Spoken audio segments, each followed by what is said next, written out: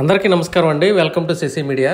ప్రస్తుతం రాష్ట్ర ఉప ముఖ్యమంత్రి పవన్ కళ్యాణ్ గారు వైజాగ్లో జగన్మోహన్ రెడ్డి గారు అత్యంత ఇష్టంగా నిర్మించుకున్నటువంటి రుషికొండ ప్యాలెస్ సందర్శనకైతే వెళ్ళారండి. మరి ఈ సందర్శనలో ఆయన భారతిరెడ్డి గారు బ్రతికిపోయారని చెప్పేసి ఒక మాట వాడడం జరిగింది. విషయానికి వస్తే రుషికొండ ప్యాలెస్ దాదాపుగా 500 కోట్ల రూపాయల ప్రజాధనాన్ని ఉపయోగించి జగన్మోహన్ రెడ్డి గారు అయితే కట్టుకున్నారు. జగన్ గారికి అమరావతి రాజధానికి ఇష్టం లేకపోవడంతో 3 రాజధానులు అనే పాట పాడారు. కానీ ఎక్కడా కూడా ఒక ఇటుక పెట్టలేదు.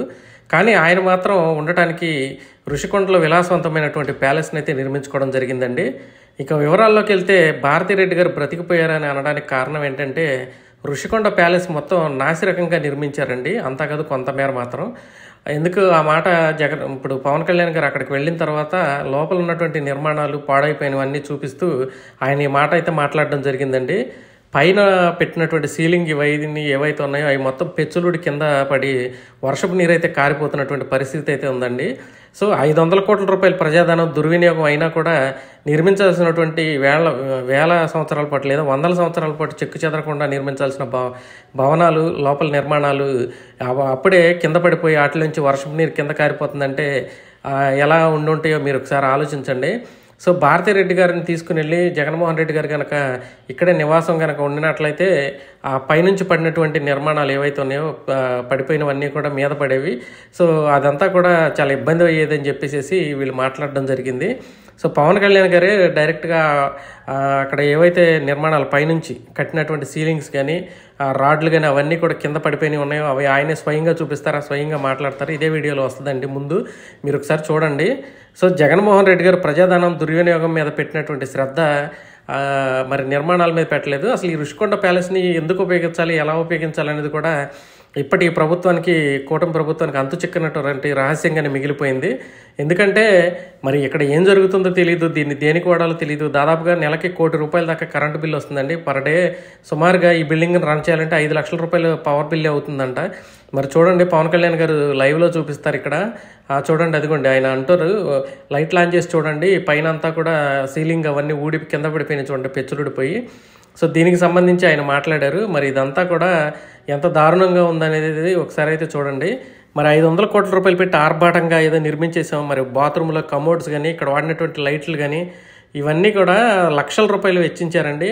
ఆయన స్నానం చేయడానికి కానీ వాడినటువంటి బాత్రూమ్ టబ్బులు కానీ, ఆయన వాష్రూమ్కి వెళ్ళడానికి ఉపయోగించేటటువంటి కమోడ్స్ కానీ ఇవన్నీ కూడా లక్షల రూపాయలతో బయట దేశాల నుంచి తెప్పించారు. కింద వేసినటువంటి మార్బుల్స్, పైన వాడినటువంటి సీలింగ్ ఇవన్నీ కూడా మరి లక్షల రూపాయల ఖర్చుతోటి ప్రజాధనాన్ని దుర్వినియోగం చేసి, అంటే ప్రజాధనంతోనే మొత్తం 500 కోట్ల రూపాయలు కట్టారు. గతంలో వైసీపీ వాళ్ళు ఏం మాట్లాడేవాళ్ళంటే జగన్మోహన్ రెడ్డి గారు 500 కోట్ల రూపాయలతోటే ఆ రాజధాని నిర్మించేసేసారు, చంద్రబాబు నాయుడు 1000 కోట్లు అమరావతిలో పెడుతున్నాడని మాట్లాడారు. మరి ఆయన నిర్మించినటువంటి ఒకే ఒక బిల్డింగ్ రుషికొండ ప్యాలెస్ అండి, అది కూడా ఆయన ఉండటానికే కట్టుకున్నాడు. మరి ఎప్పుడైతే ఓడిపోయారో ఆ తర్వాత వాళ్ళు బుకాయించడం మొదలుపెట్టారు. ఇది ప్రభుత్వ భవనం, ప్రభుత్వం ఎట్లా కావాలంటే అట్లా వాడుకోవచ్చు అని చెప్పేసి ఇష్టం వచ్చినట్టు వీళ్ళైతే మాట్లాడడం జరిగిందండి. మరి ఒకసారి కనుక రుషికొండ నిర్మాణాలను మీరు అందరూ కనుక పరిశీలించినట్లయితే జగన్మోహన్ రెడ్డి గారి పనితనం ఏ విధంగా ఉందనేది మీకు అర్థమై ఉంటుంది. అదేంటే ఏదంటారు చూడు, పనిమంతుడు పందిరేస్తే పిచ్చుకలు వచ్చి పడేసినాయి అంట, ఆ టైపులో ఇక్కడ మొత్తం కూడా జరగటం జరిగిందండి. సో ఒకసారి మొత్తం పవన్ కళ్యాణ్ గారే చూపిస్తారు ఈ వీడియోలో. మీరైతే ఒకసారి చూసి అసలు లోపల నిర్మాణాలు ఏ విధంగా ఉన్నాయో మీరే ఒకసారి గమనించండి. ఈ వీడియో ఫుల్గా చూసినట్లయితే మీకే ఒక క్లారిటీ వస్తుందండి. ఎక్కడ చెప్పారు పవన్ కళ్యాణ్ గారు, ఎక్కడ అన్నారు అనేది దయచేసి వాడొద్దు. మీరు చివరి వరకు వీడియో చూడండి. ఆయనే లైవ్లో ఇక్కడ ఉన్నటువంటి నిర్మాణాలు చూపిస్తే ఇవన్నీ ఎలా పడిపోయినాయి, ఎలా ఉంది అనేది మొత్తం ఆయనే చూపిస్తారు. సో ఒకసారి చూడండి. సీలింగ్ పడిపోయింది, లీక్ పడుతుంది. మీరు అక్కడ ఉండండి ఒక నిమిషం మీరు అక్కడ, మీరు కొంచెం పక్క వచ్చాను. ఈజీగా కదా, కూర్చున్న వాళ్ళ మీద పడద్దు అది. అది కూడా వచ్చేలా తిని టిల్ట్ చేసి tilt up. It's high time we should take a call. You have to put our food అంతే కాదు, ఈ కెఫే అండి. ఇది కన్స్ట్రక్ట్ చేయక ముందు మనకు సంవత్సరానికి 7 కోట్లు వచ్చేసారు. ఓ అట్లాగా. ఇది కొంచెం మీరు అలా ఉంటుంది. ఒక నిమిషం, నాకు బ్లాక్ విజువల్ అలా మీరు ఒకసారి చెప్పాల్సింది. You have to create a note, ఎంత మనీ వచ్చేది ఇవన్నీ మీరు ఒకసారి అందరికి ఇస్తే అందరూ మాట్లాడదు. was the most profit-making unit of AP tourism. హరిత రిసార్ట్స్గా ఉండేదండి. ఇందులో రిసార్ట్స్ ఉండి సంవత్సరానికి 7 కోట్ల ఆదాయం వచ్చిందండి. ఇవాళ ₹1 కోటి మేము బకాయి పడ్డాం కరెంట్కి. 7 కోట్ల ఆదాయం వచ్చేది. ఇక్కడ బకాయి పడ్డాం. నెలకు ₹1 నెలకు ₹1 అంత కరెంట్ ఎందుకు వాడుతుంది? ఎవరు ఉంటారు కదా, ఆన్ చేసి పెట్టాలండి. అవునా? రెవెన్యూ 65 to నెలక 70 lakhs నెలకి 65 to 70 lakhs రెవెన్యూ జనరేట్ చేసే రెవెన్యూ అంటే ఇదివరకు 60 నుంచి 70 లక్షలు పర్ మంత్ ఆదాయం వచ్చేది. 78 crores ఇయర్లీ ఇన్కమ్. 7 కోట్లు. ఇప్పుడు కరెంట్కి ఎంత పే చేస్తున్నారు మెయింటెనెన్స్కి?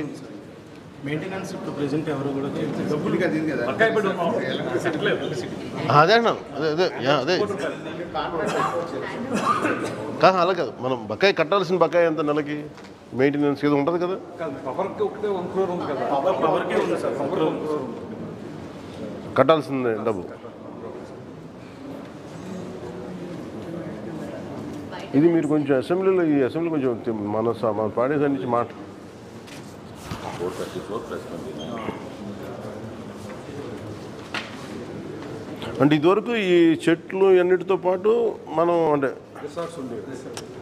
57 rooms ఉండేవి సార్.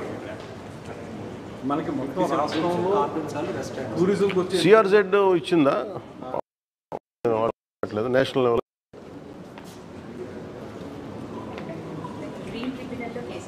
ఇంకా ఉందండి. గ్రీన్ ట్రిబ్యునల్ మోర్ స్ట్రాంగ్ కదా. This particular block, the hill was chiseled to create that artificial vastu. Backside found అంటే ప్రకృతి పెట్టుకుంటే ఉన్నది బాగుంటుంది. యాక్చువల్లీ ఇది లేదు సార్. ముందు ఉండేవి రిసార్ట్స్. అసలు ఇక్కడ లేవు. దీని అందమే కొండలు కదా. అది ఒకసారి తీయండి ఎవరన్నా. ఒకసారి పైకి వస్తా కట్టింది.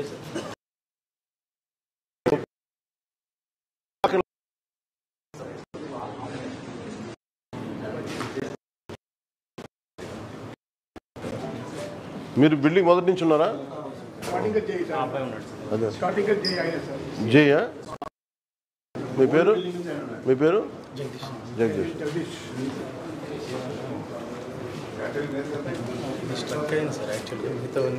ఓకే. ఈ ఏసీకి ఏదో స్పెసిఫికేషన్ ఉంది. ఏంటది ఏసీకి? రైట్. అది లైట్ ఇదేంటిది?